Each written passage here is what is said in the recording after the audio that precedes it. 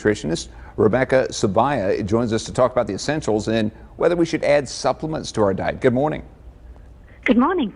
So let's start off with the essentials. What are the vitamins that we really need to shoot for in our daily diet?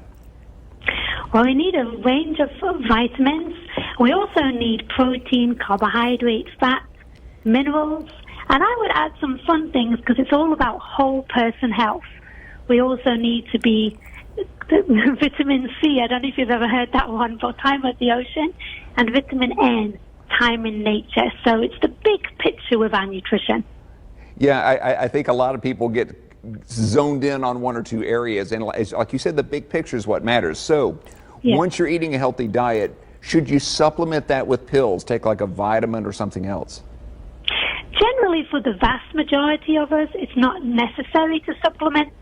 Maybe in certain segments of the population, it may be useful. If you are trying to conceive or if you're pregnant, a prenatal vitamin and folic acid would be definitely beneficial. For those of us who are maybe elderly or don't get enough sunlight, vitamin D could be useful. Sorry, I'm British, so I keep slipping into vitamin again. And then for vegans, they often may need B12. But before this is over, you're going to have me saying vitamin 2, so it's okay. Yeah, it's okay. That's a good way to say it. Absolutely, and it's good when you take it too. So let's talk about mealtime. I think we're keyed into 3 meals a day. That's what we've always done. Is that the healthiest way to eat? And some people are now kind of just grazing throughout the day. I feel that 3 meals a day and snacks, if you're hungry for them, is the best way to eat, mainly because it gives us much needed structure.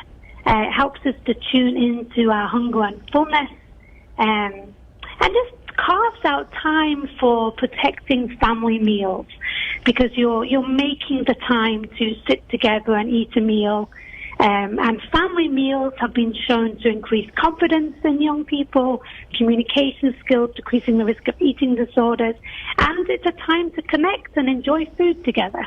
I agree. I think family mealtime is very important. What about carbohydrates? I guess they get a bad name sometime. Are they important?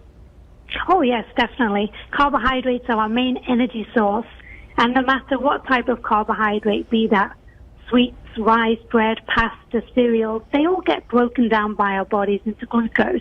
And that's really the only fuel source our brain needs. So carbohydrates, particularly if you can go whole grain, are wonderful to have in our diets. Another thing we see, gluten-free. How does that play into there are some people who really need to be gluten-free. Does everybody need to buy into that, though?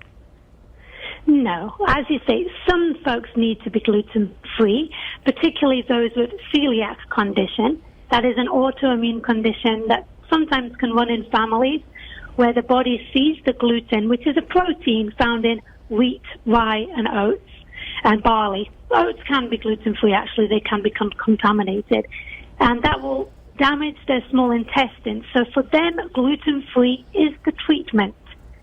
But for the vast majority of us, we don't necessarily need to go gluten-free. Interestingly, though, people with IBS find reducing gluten can help, but it's not necessarily the gluten, it's the fructans. It's called a FODMAP.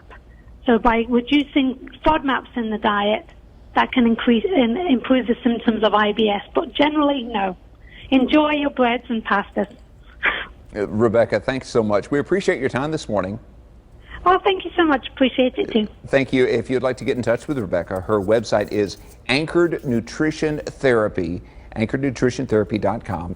And her email, Rebecca at anchorednutritiontherapy.com, or phone number 3